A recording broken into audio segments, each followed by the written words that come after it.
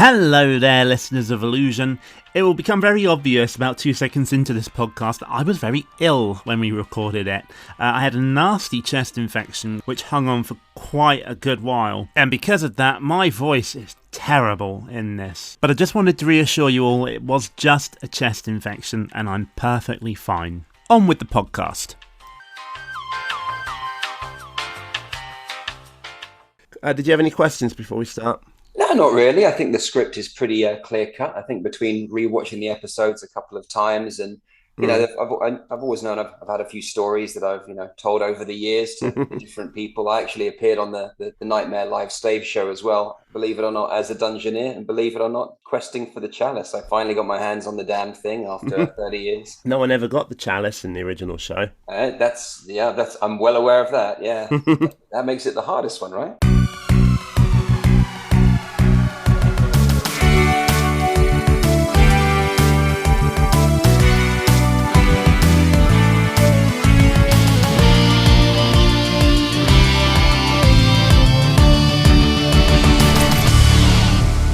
Welcome, listeners of Illusion, to Temporal Discussion, the episode-by-episode Nightmare retrospective podcast. I'm Martin Harder, and I'm sure I'm trustworthy. No Martin O'Doney today. Unfortunately, he got caught in a bomb room blast and has exploded. But on this episode, we have a very special guest, listeners of Illusion. It gives me great pleasure to introduce Series 3 Dungeoneer Scott Evans. Hello, my name is Scott Evans, formerly from Vale, and I challenge this podcast.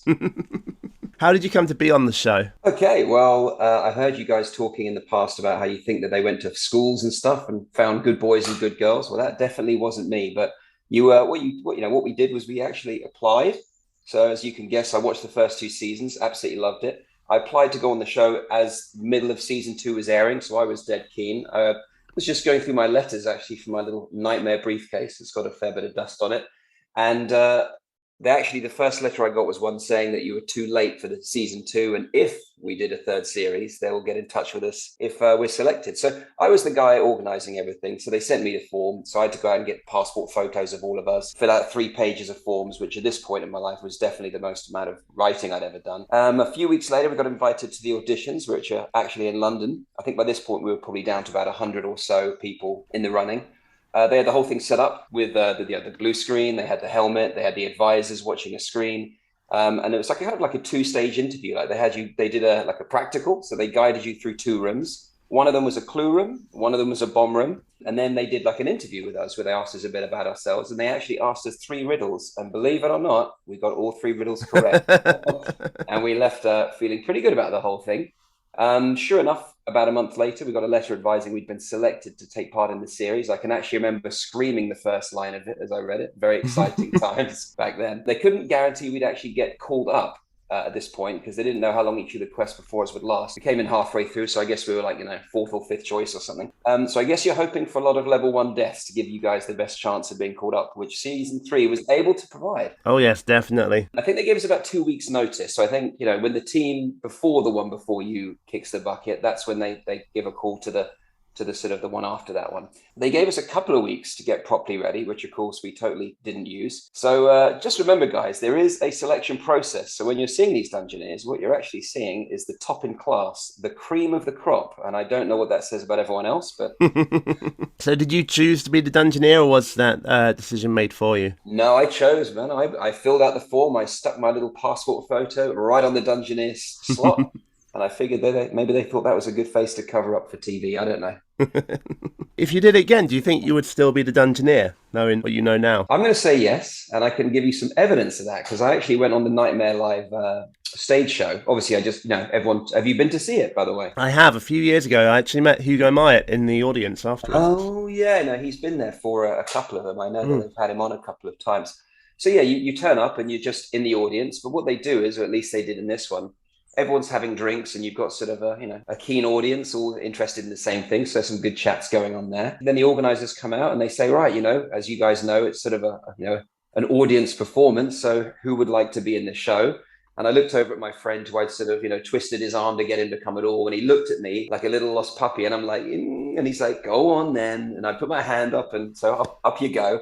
And so, yeah, I had the choice to be the Dungeoneer then as well, and I took it. So yeah, I guess I would roll the same way again. Today we're looking at Series 3, Episode 10. It was first broadcast on CITV on Friday the 10th of November 1989. Lisa Stanfield's All Around the World had moved up 2 places from its position in the previous week's Top 40 chart, giving the singer her first UK number 1. Shirley Valentine was still topping the box office, but we've pretty much said all we can about that at this point. However, I'd like to draw everybody's attention to a major news story, possibly the defining event of the decade. On November the 9th, 1989, the Communist Party of East Germany ruled to allow citizens direct passage to the west, thus rendering the Berlin Wall obsolete. And the very next day, a section of the wall was demolished to create a passageway. When the pace of change has gathered momentum here, it's done so with bewildering speed and passion. It's 4 o'clock, long before daybreak, on a bitterly cold Berlin morning. But already East German border guards are dismantling part of the wall at Potsdamer Platz, site of Hitler's bunker.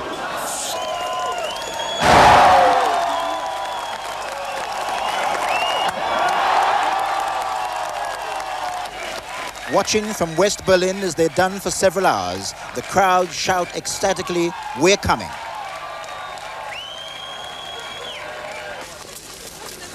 But it was from the east that they came 4 hours later, streaming first into no man's land, still in East German control. In the middle of this populist surge, yet another moment of history. The mayor of East Berlin, Herr Krack, sets off to meet his opposite number in the west. A simple affair, but in these momentous times, a meeting of profound significance. Touchingly, before they finally left the east, the crowds were given a lecture by a border guard on the new discipline required in these heady times. Eine neue Disziplin! The advice was taken in good spirit, and the moment of actual crossing into the west had come. Some were taking with them souvenirs of the part of the wall which came down today. Do you remember much of the fall of the Berlin Wall? Do you know what? Not really. Obviously, you just remember this big thing on TV covered in graffiti. At that young age, I don't know, what were we, 10 years old, 9 years old? Probably haven't even really started history lessons at school. So the full significance of what you were actually seeing. I do remember on the TV, the old sort of 14-inch, black and white, or the 14-inch, new color or whatever we had. Seeing, this graffiti-covered wall with just a chunk of it just sort of toppling forward and people sort of surging through. But to be completely honest, I was more interested in Nightmare and Transformers, and I kind of didn't really. I think the significance of it was definitely lost on me. But yeah, looking back, obviously a landmark moment, certainly for the decade. It probably was the single biggest bit of news out there, and a lot that that had gone on the run up to that. But yeah, lost on me at that age, I'm afraid. You were probably more concentrated on the fact that your episode was coming up. I probably was, and I knew what was coming. So yeah. And now time turns to Recording Like Burns. Time out is gone. The podcast is on. Oh, it's you lot. Sorry, but one can't be too careful in these times. I don't suppose you can afford to be careless in your times. You'll understand that some of the things that come through my door are less than welcome. Still, never mind. The fire burns, time turns, and as you're here, then the next phase of adventuring must be imminent. So, look into the crystal with me now, and before we begin, let's remind ourselves of how we left off. From Norfolk's watery world there came 4 maids to play our dungeon game. And play it well they did, that's true, except they missed one vital clue. A waxen crayon was what they wanted. Without it, they would not be granted a wellway they could travel through, and so descend to level 2. Next on the trail are these young men. From western lands they've journeyed hence. Their own adventures just begun. So onward now. Time out is gone.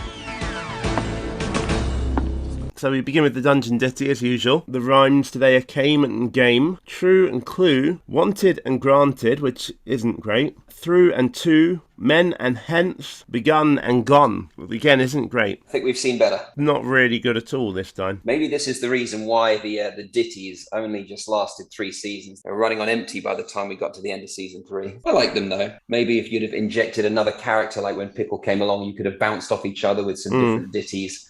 It might have been a bit too Punch and Judy, a bit too pantomime with the two of them, but it could have been interesting. I think I will miss them when they're gone. I think it's a sign of the times that, you know, from a nostalgic point of view, you go back and you know that you're watching early Nightmare when he busts out the Disney. You know, it really sort of puts a place. And one of my big things is I'm looking forward to watching it with my daughter. And I'm thinking, when's a good age to start watching it? The first season came out when I was like 10 years old, and my daughter's 7.5 now. I'm like, well, girls mature faster. Can I rush this? Obviously, I won't be watching it one series a year. We'll obviously binge through it a bit quicker than that. So she'll get to my episode quite a lot younger than I was. So I'm looking forward to surprising her with that. When I actually told everyone about the podcast, I was like, don't tell my daughter, don't tell my daughter.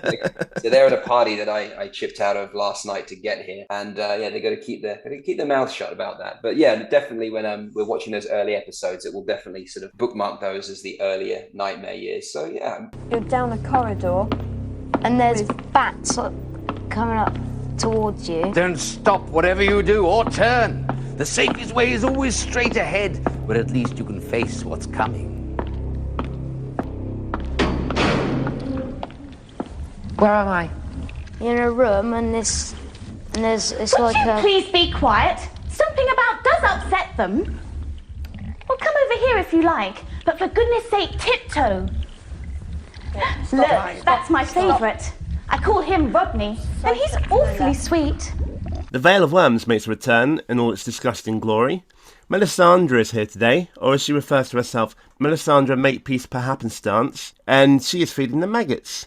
She asks Douglas if he likes maggots, to which he replies yes. Melly says that she finds them fascinating, but doubts that they know much about the great scheme of things.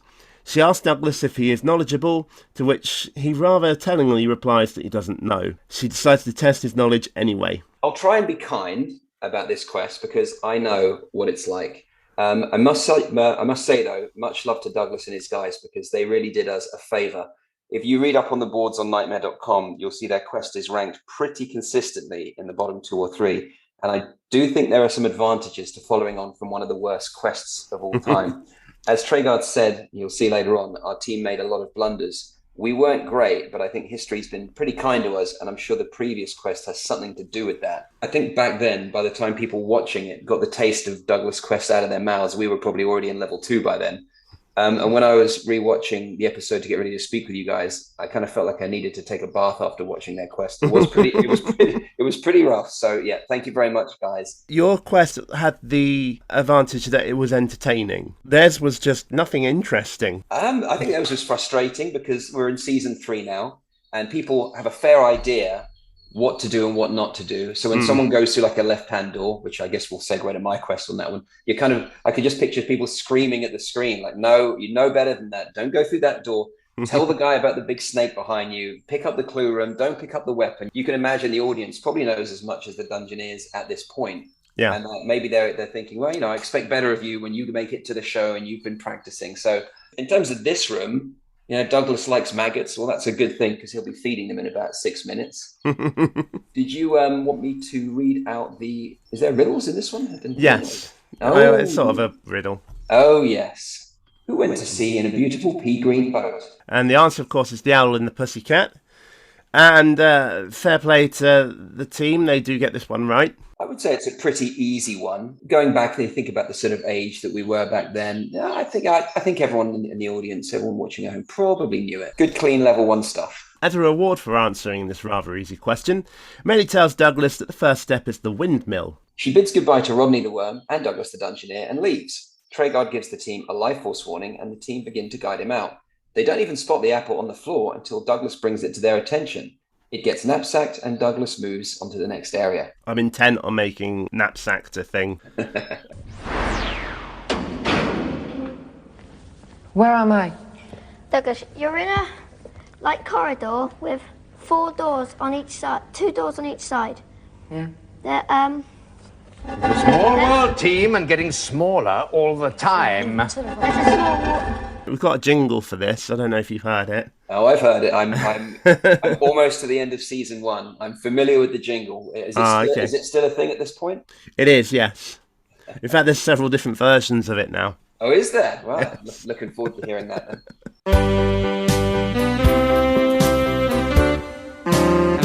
Oh, It's the great court of the catacombs.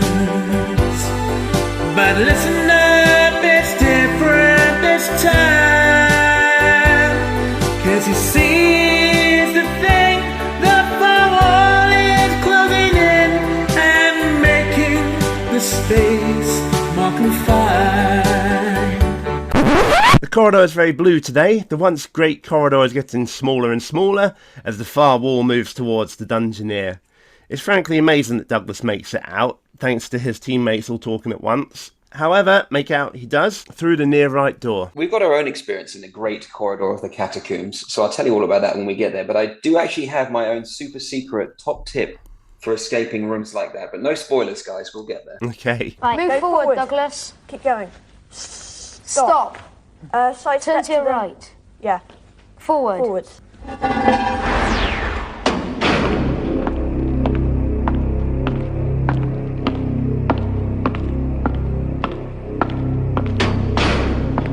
Right, Douglas, you're in a room with 2 exits at the end and a big wall facing you. Yeah. There's a table in the middle. Yeah. Go on. It's straight in front of you. Yeah. Shall I go forward? Yeah. Walk up to the table. Yeah, I think I got it. Yeah. Got it. What are the objects on the table? A glove. Take him round the other side. so Go we around can the other see side, them. Douglas. Right, a pineapple. A key. And a knight's glove. And Plenty here to catch Oh. the eye, team, but the first priority is food for energy. Despite the fact that they can clearly see the pineapple and Douglas has explicitly told them that there's a pineapple on the table, Advisor Richard asks him if there's any food. I guess Richard just doesn't like pineapples. Maybe he's still full. He only ate he only ate an apple in the last 2 rooms ago, didn't he? Once again, it's been established that pineapples are indeed at least partly edible, and it is knapsacked. Larceny! Who dares to rob the Brangwynshi? Yeah. Turn and face me, flesh Turn right, dweller. Douglas. Stop there. Only with the truth can you earn the quest, thief. And the first riddle is, how can a knight be known other than by his name? The team answer rank, which I guess is understandable. I'm going to call this a tricky one. I'm not sure if this was that easy. 9, 10, 11, 12 years old, coat of arms. I think a lot of adults would probably get that, but I think even the adults would have to stop and think about it. I instantly thought, sir. Yeah, squire and knight are ranked, so, I think it was a good guess. Unfortunately, it wasn't the correct guess. They guessed rank, and the answer was coat of arms. In days of yore, some knights were poor and only owned a horse. And yet with that and with a lance they often stood a fighting chance to gain by tournament success both lands and riches to possess. But know you now the proper name of this most martial knightly game. If they only own a horse, they don't also own a lance. That's true. Or a helmet or a shield. They wouldn't do very well, would they? No. Out in the first round, I reckon. Out on level 1. So the answer is jousting, and the team do get this one right. Yeah, I think that most people would probably know this as kids. Jousting is maybe one of the cooler things that knights did. I think everyone knew about that. Playing games on your BMX when you were a kid and giving yourself grievous bodily injuries. I think everyone knew what jousting was, yeah. Have you ever been to watch medieval jousting? I have actually, but not in the way that you think. I've had a few holidays to Florida, and they've got the sort of the banquet meals where they do the jousting and the sword fighting. It's all staged. Oh yeah, the old medieval times restaurant. That's it. Yes, that's exactly it. Welcome to Medieval Times. I'll be your serving wench, Melinda. Might I fetch you something from the barkeep? Dost have thou a mug of ale for me and me mate? He has been pitched in battle for a fortnight, and has a king's thirst for the frosty brew, thus thou might have for thus. I'll be right back, my lord. My thanks to ye, fair wench. Look, I have to tell you, this is kind of difficult. Hold that thought. Showtime. Welcome to a magnificent journey into the past. This is Medieval Times! Yeah! Are you prepared for a night of feasting and sport, the likes of which you will never forget? Yes! I charge you to stand up and cheer for your section's knight. Let the games begin! The blue knight rules! The red knight sucks the big one! You're going down, red knight! Going down, down, down! Red knight going down! Down, down, down! Red knight going down! I think we've been there a couple of times, not for a while. It's still going though.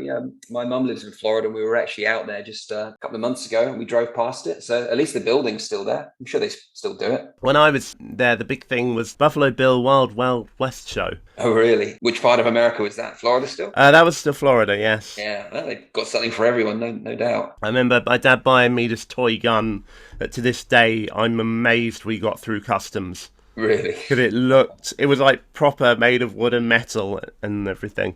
Yikes. So anyway, the next riddle. In the age of Table Round, when Arthur wore the knightly crown, who stood champion to his queen and pawn to evil magic's scheme? So they said his sister. This is the point when I really miss having Martin O'Doney, because he knows a lot about Arthurian legend. Yeah, he's your history guy and your Arthurian legend guy. He's yes. well read, well learned in the ways. I always describe the partnership as his Kermode to my Mayo. He's the expert. I'm the one who tries to keep it all together. He's play-by-play and you're the colour guy. I think with this one, if you think about it, the answer becomes a bit more obvious. Who was his sister? Was she Morgana? Was she the bad one in this one? I think it depends on the legend. I think perhaps, what happened with Lancelot, where he was tempted and sort of, betrayed his friend. I think that's that's certainly a less known element when you're a kid than the sword and the stone and the Lady of the Lake and those elements of the story. And yes, Morgana. Morgan Le Fay, also called Morgaine or Morgan, a staple figure of the Arthurian legend. Her relationship to Arthur varies, but usually she is introduced as Arthur's half-sister, the daughter of his mother and her first husband. There you go. I nailed that one. Why couldn't I have got that riddle? The answer is Lancelot. The team scored a measly 1 point. Branwen tells them that their quest is for the crown, but denies them all other knowledge. With no clues, the team choose the glove and the key. However, Douglas argues this and convinces them to leave the glove in favour of the bar of gold, a decision that will soon come back to haunt him. The team guide him out through the right door. Yes, what you're looking for in a clue room, especially if you're in the one is the score club like Douglas and myself, is you're looking for something that you're very obviously not supposed to take. A weapon of some sort is ideal, as not carrying the weapons of your enemies is pretty much the first thing they teach you. It's the top 2 or 3 lines in the Adventurer's Codebook they give you when you arrive. What we found out, though, is that not everyone actually received the Adventurer's Code. Oh, really? We had Dungeoneer Stuart Leatherland from Series 2 on the show a while back, and when we brought up the Adventurer's Code, he was completely puzzled. Oh, I don't know. Well, it's just 3 or 4 sheets of A4 stapled together, not too much to it, but somewhere right at the very top of that is don't pick up the weapons. So yeah, if you don't have something like that on the table, and you only got one riddle right, it can be tough. Where am I? Well, you're in a, cave kind of thing, and there's this, serpent's tongue coming out for a bridge. Yeah. And it's going into the serpent's mouth. It's going back at the moment, but when we say... I suppose we should ask here whether a forked tongue is likely to provide a fair passage. I think you'll have to take the risk, team, but you must time it with care. The team arrive in the Serpent's Tongue cavern. Melisandre appears on the ledge at the far end, showing the team where to step off, and then disappears. I think that's the reason she appears, because it's not always clear that there's a ledge there. Yes. Douglas almost runs straight off the side of the tongue before his teammates readjust him. But rather step onto the ledge, though, as was suggested by Melisandre, Douglas walks straight into the serpent's mouth. The team do little to dissuade him from doing this, other than some frenzied hand flapping from Richard, which of course Douglas can't see. Not much to say here. I mean, on face level, it's a whoopsie, but this is level 1, so normally the sort of thing you can get away with. The sort of thing where they just bolt an extra room, an extra challenge or something, rather than just kill you. But, at the same time, if you've only watched season 1 and 2, which I'm guessing these people would have, then, the ledge always had Lilith sitting on it, and so you were never going to take that way. You would always go through the serpent's mouth. But yeah, I'm not sure they did this on purpose. But it does mean we do get the cool stomach tunnel, which is an awesome piece of architecture, in my opinion. Depends which internal tunnel you're walking through, I guess. Now walk forward. Keep on going.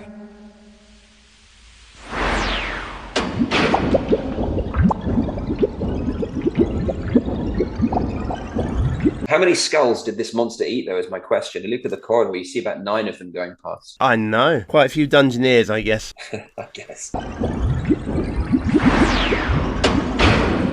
Where am I? You're in this kind of room. You're on this, like, ledge. Wall. Yeah, ledge. And there's this, like, floor on the bottom. There's this, like, person, jester, sitting on the floor. Oi, you! I don't suppose you can tell me where all the water's gone, can ya? No. Personally, I reckon it's a right blooming liberty. Motley, I says, tonight's a once-a-year night. Tonight is bath night. So what do you think I does? I gets me towel, and I borrows some nice smelly soap off Melisandre, and I tootles off down here for a quick rub-a-dub-dub.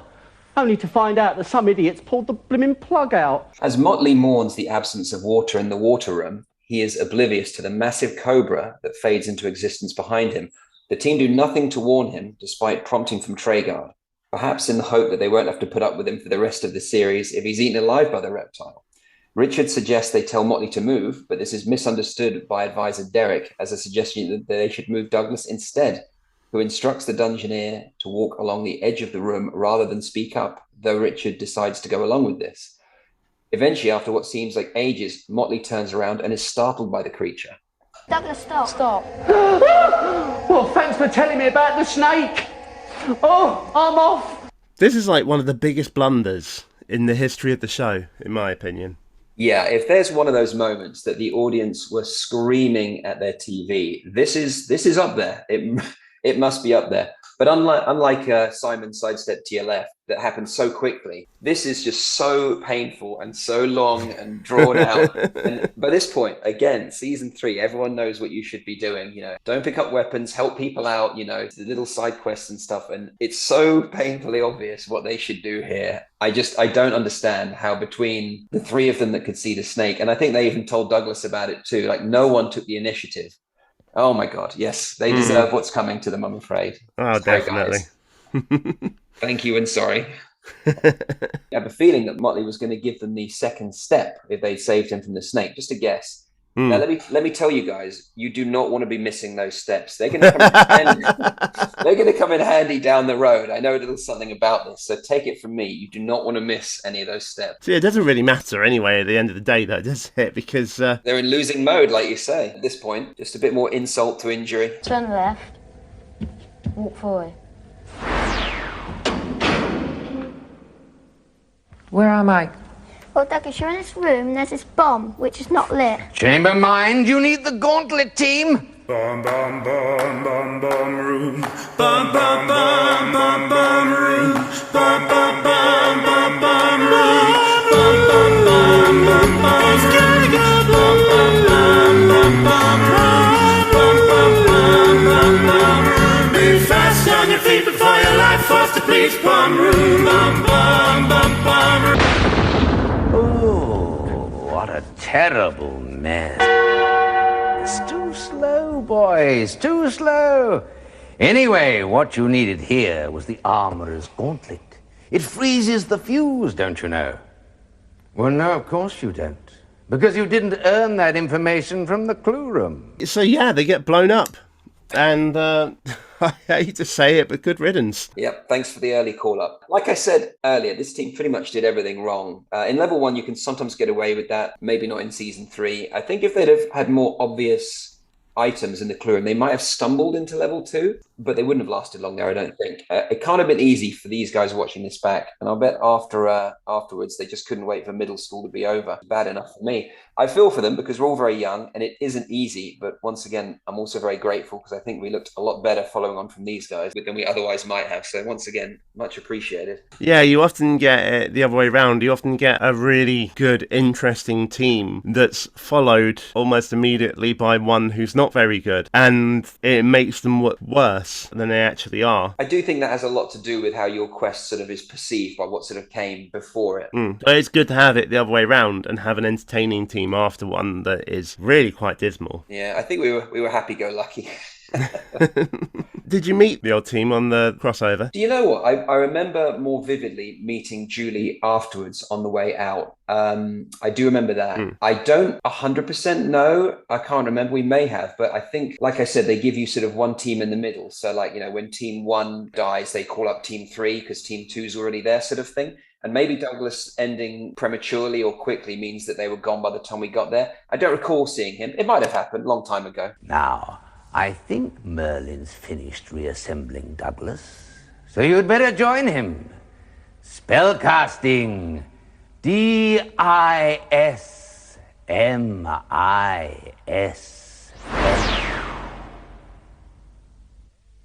Ah, there you are, boys.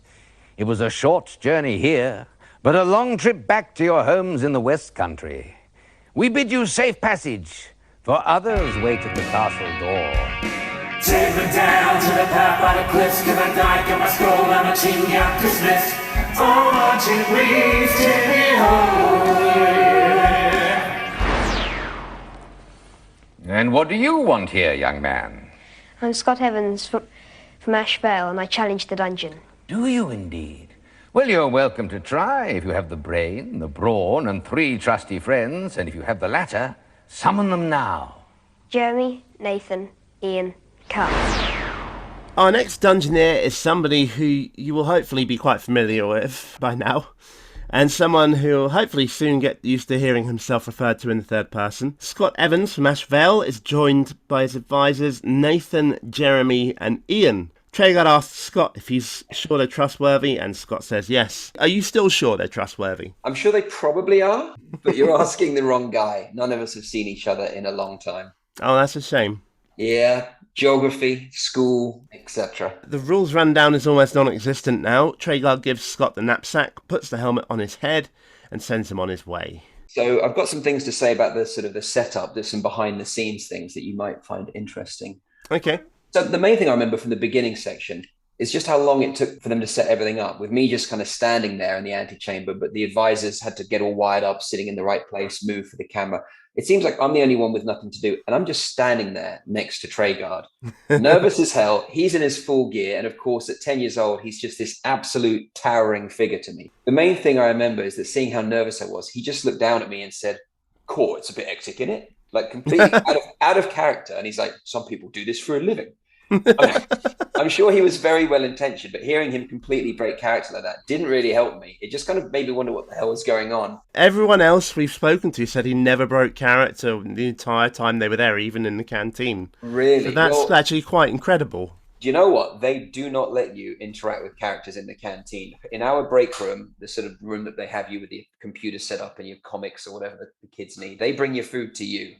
Or if you're going to the canteen, they make sure it is clear. You are not bumping into the arch villain of the season, over jam sandwiches. They're not going to let you do that. I only saw him in character up until that one instant where he broke it. So I didn't really have the chance to share lunch with the guy. And if anyone wants to know, yes, I did choose the color of that polo shirt. They actually gave us, they actually gave us a wide variety of colors to choose from. And I guess I was just in a minty green kind of mood. One other illusion that I'd like to ruin for everyone is regarding the Helmet of Justice. So when they handed it to me, you sort of got this whole like, oh, I wonder what it's like. And I was surprised to see that it's actually made of sort of a rigid, hard foam, believe it or not. And when you turn it upside down, you can see that it's actually built around a plastic yellow workman's hard hat. So yeah, that's what your head actually sits in, with the helmet kind of sitting on top of it. Must say it took me out at the moment a little bit. Was it awkward to wear at all? No, because if you think about it, it's no more awkward than putting the hard hat on. And how much could you actually see? Because we've had a recent quest where a Dungeoneer could see a piece of food from clear over the other side of the room. Well, it depends on whether that Dungeoneer was playing by the rules or whether they were playing by Scott Evans' rules. I'll come to that, but you can see as much as you want to see. Yeah. But, like every kid who thinks they're getting away with something, Mummy and Daddy are watching, and you're not as clever as you think you are. Yes, we've heard stories about them blindfolding some of the Dungeoneers. I'll have another one for you before our time is done. Any final regrets? Good. Turn about then, face the dungeon door, for reality has fled and fantasy is now before you. All you have to do is step into it.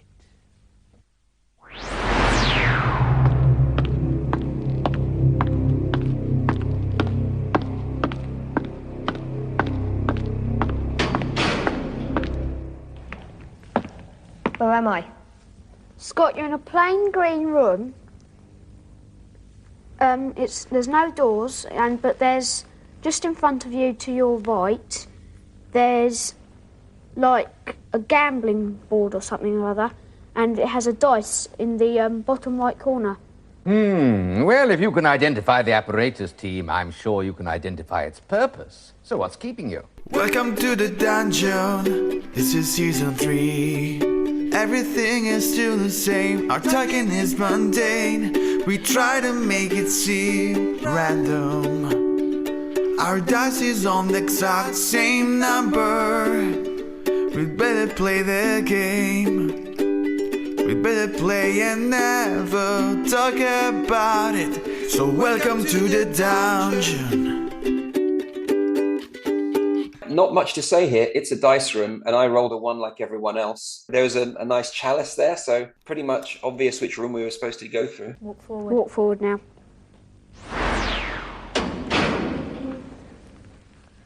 Where am I? Scott, you're in a sort of canyon with there's a path going through, and you're standing on the path at the moment, and on each side of you there's rock walls. And a strange land it seems that you've discovered within the dungeon, or perhaps not within it. However, someone seems pleased to see you. But you must stick to the path. Unusually, the quest begins in the Vale of Banburn. Since Martin O'Doney is absent today, this is the pronunciation I'm going with. I'm safe in the knowledge there's nothing he can do about it. A figure approaches in the distance and indicates for Scott to follow them. It appears to be Melisandre. The team awkwardly guides Scott down the path, almost walking him into the quicksand at least once. Then the camera switches angles. We can see what appears to be 2 goblins following behind. That angle switch always seems to throw the advisors off.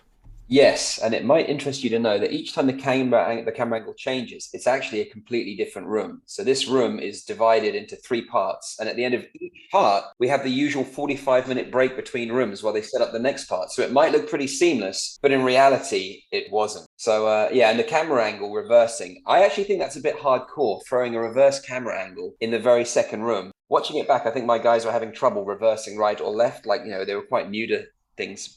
And with Melly waving at us from one side and goblins chasing us from the other, I think it might have been a bit much for that early in the quest. It was our first real room. We actually did take a step off the path, and I think more might have been made of that if it wasn't for the fact that the first quest of the season ended in this room, which is something they told us afterwards, that we knew about that. So here we are, already riding on the coattails of previous quests. Yeah, you did. I have to be honest, you did get away with it a little bit, I think. Yep. So after some more awkward manoeuvring, which comes very close to killing the team off at one point, they reach the caves at the end of the Vale. No sign of Vale this time, but there is some food here, being guarded by a sword haunting. The team time Scott's movements pretty well in order to pick up the food, and once his nap's sacked, they sidestep him through the exit on the right. Like a ninja with that bread roll or whatever it was. Just keep going. We're going out the room now.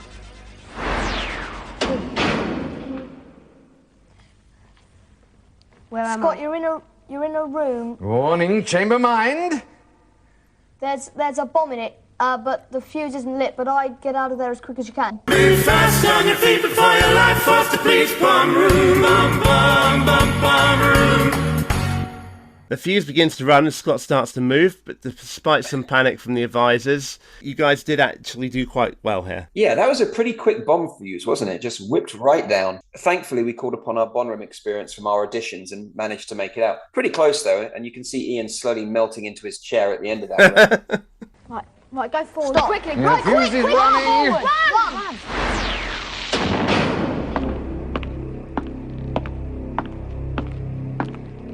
Scott, you're in a purple room and, long purple corridor. He's not. Scout! Scott, this appears to be a dwarf tunnel. Stay on the path, whatever you do. Scott, there seems to be large bat things flying at you. So about these dwarf tunnels, I've heard you guys talking in the past about Dungeoneers walking on the spot and who's got the best on-the-spot walk, eh? Well, I'm here to break the fourth wall and give your suspension of disbelief a beating. Are you ready for this? Whenever you see a Dungeoneer walking in these corridors, they are walking on a treadmill. An old-school, rickety, Daley Thompson, Chris Akabusi special. They filmed one long session on this treadmill, and then they spliced it up over the course of the whole quest, and they changed the background color and whatever they do. Yes. So there you go.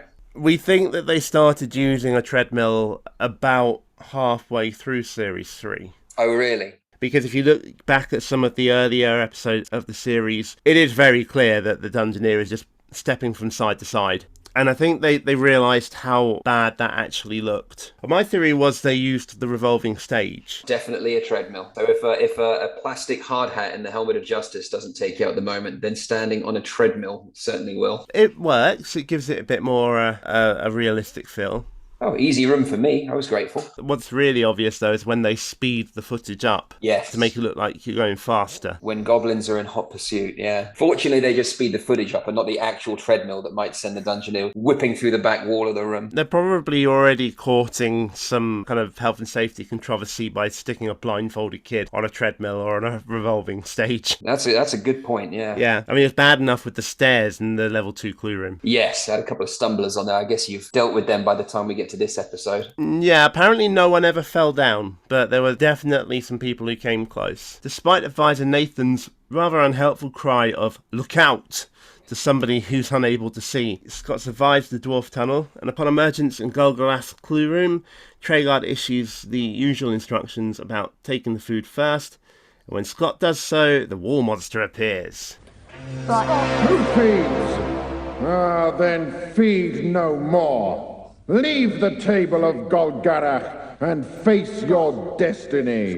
Better turn and do as he says. Dun, dun, dun. And that sort of sound effect that you can hear, I was able to hear that too. So I'm like, oh boy, I know what's coming. But, you know. Did you really get the feeling of the grandiose of the situation? Yeah, of course. I mean, you know, you recognize the room from the table. At this point, they hadn't really done much chopping and changing with the clue rooms. There's only sort of one or two of them.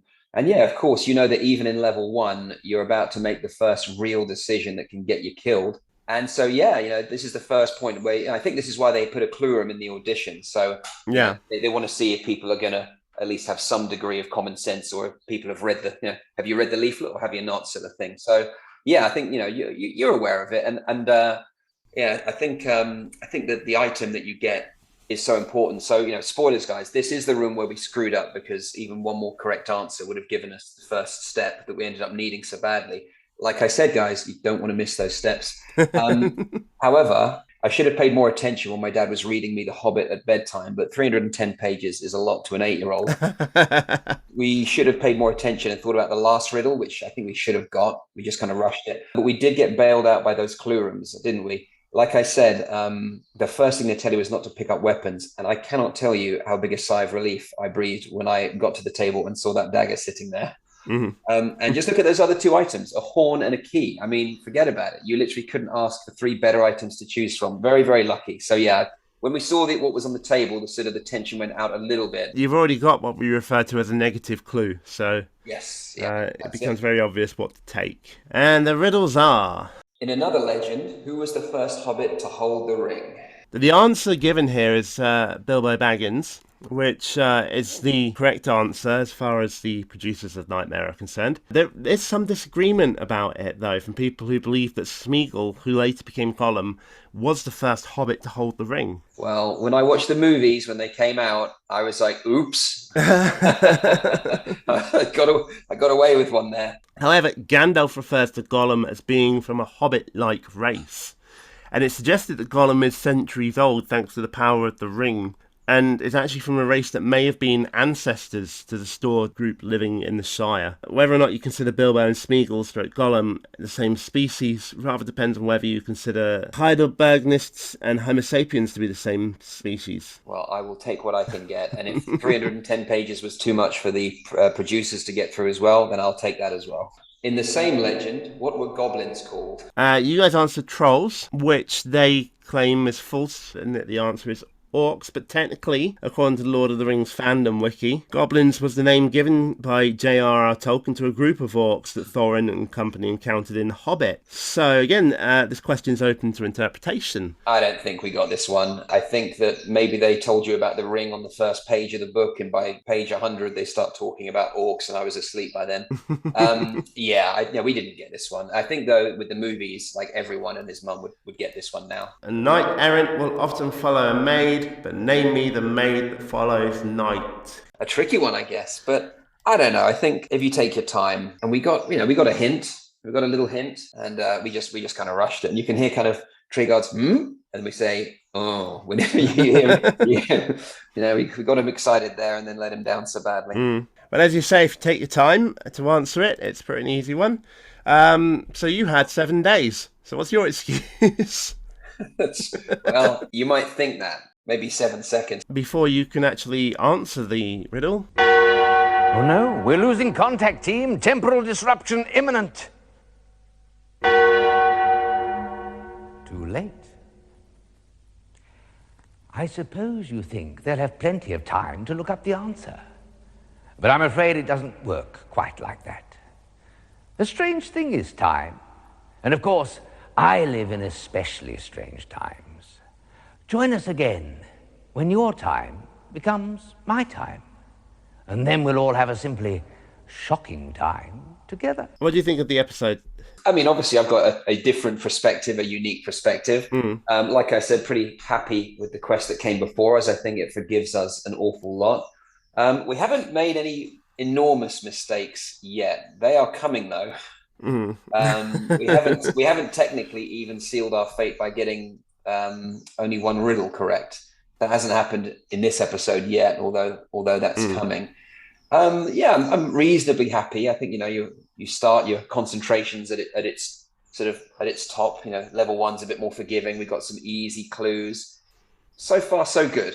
And what do you think about the previous team?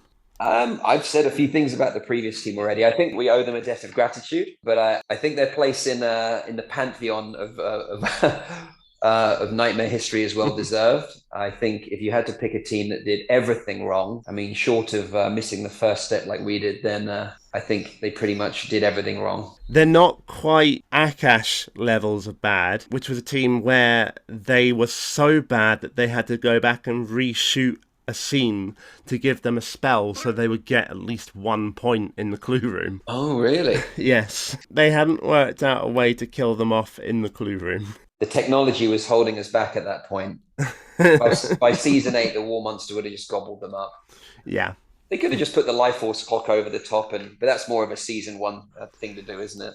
It was probably more the fact that they failed so early that the next team were nowhere near and they were just going to waste recording time. Do you know what? I was actually going to say exactly that. I think, when you have, you never ever see a team just die in the first 3 rooms, and that's got to be the reason why. Everyone would just be sitting around there twiddling and they'd be waiting for the next team to get their train or something. Yeah. Despite the fact every time you see someone post on Facebook or Twitter, hey, remember Nightmare, there's always someone in the comments says, oh, I remember one team died in the first room. Like, nope, never happened. It's false. No way. Not this time. No, not this time. It's totally made up. Pure fiction. No, you don't. No. You only think you do. Yeah. Well, let me tell you something. Okay, and that's about it for this episode. You can follow us on Twitter, we're at NightmarePod, and if you want to support the podcast, we're NightmarePod on Patreon. Speaking of Patreon, here's a shout out to Keeper of the Book of Quests, Peter Pulsford and David N. Rabbit. Some people actually pay us for doing this. That's good. One thing about Nightmare is that it's got a rabid and loyal fan base. We may not be many, but we're keen. And you only need to turn up at one of those Nightmare live shows or to see the numbers that are there in any one town. We haven't all died off yet. And there's also advisors Benjamin Bloom, Peter Sidon, David Thompson, and our newest supporter Stephen Whalen, and Dungeoneer Peter Corridge. You can support us on Patreon at Dungeoneer level or above to get your name mentioned on the podcast. High level perks also receive merchandise, have access to exclusive episodes, and if you pledge as a Keeper of the Book of Quests, we'll even offer you the chance to be a guest host on the podcast. Our website is nightmarepod.co.uk. If you're looking looking for Temporal Discussion merchandise, including t-shirts, stickers and other products, it's at nightmarepod.redbubble.com. You can email us at podcast@nightmarepod.co.uk. And Scott, do you have anything to plug at the moment? I don't. I'm not featured on any podcast except this one. So keep watching, guys, or keep listening. Fair enough. We've got the exclusive. And Scott, you'll be joining us for the next episode as well, won't you? Uh-oh. Yep. Here we go. And just keep telling yourself, it's only a podcast, isn't it?